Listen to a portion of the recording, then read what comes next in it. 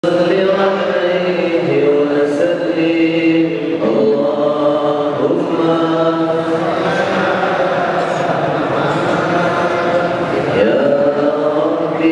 acara zikir dan tausiah tanggal 7 September 2016 di Masjid Agung Baitul Ma'mur, Melabuh, Kabupaten Aceh Barat. Segera kita mulai.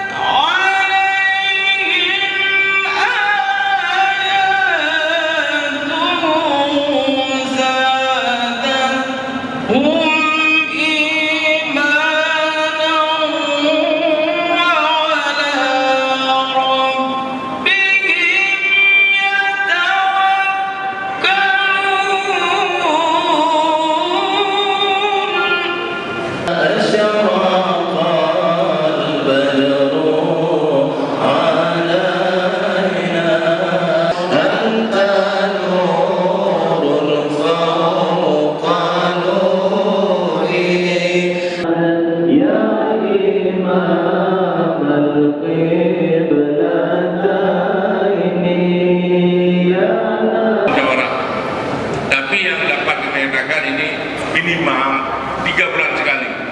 Yang akbar, tapi rutinitas tetap. Jadi sementara itu 3 bulan sekali. Nanti mungkin kalau 1 bulan sekali nanti Tengku Salman akan merumuskan dengan PKM Masjid Baitul Ma'mur. Pemerintah hanya mendorong dan memfasilitasi kegiatan ini supaya zikir ini terus membumi di bumi Tengku Umar yang tercinta. Dan juga kita mohon dukungan dan doa ini dari Syekh Muda. Maka dasar pertama itu saya buat zikir. Saya ajaklah orang-orang kota Banda Aceh 1 orang pertama apa? Awak mabu, awak pergi ganja. Kebetulan lu nangan mabu. Kurani awak pergi ganja, ngan lu tarik ciroro. Betul kan? Tak pegang balik ni, hello, dah perhati tu. La ilaha illallah. Tak kerati, kamu dengar-dengar. Maka keai dalam kitab, biu merati bergerak-gerak. Pekat hati dan nyu bagaikan batu dan silakan. Maka yang merati tu, kitab yang buat. Kita ini hati kita bagaikan batu. Batu itu tidak pecah kecuali dengan benda keras. Maka hati manusia kalau tidak pecah dalam silakan kitab, biu merati berdengar. La ilaha illallah. Bunyi tamang lam hati.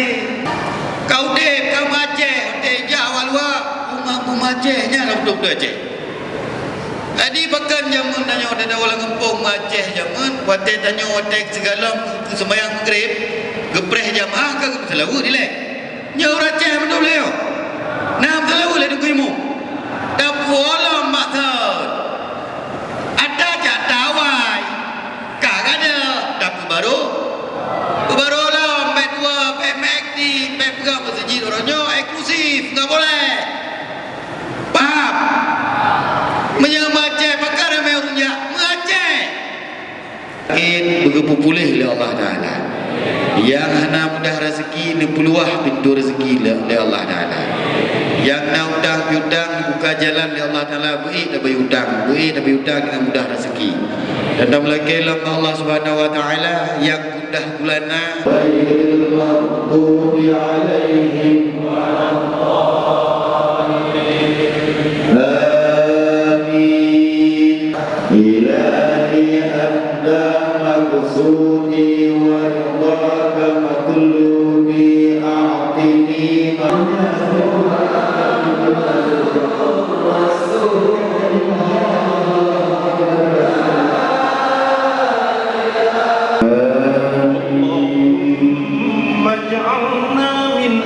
السنة والجماعة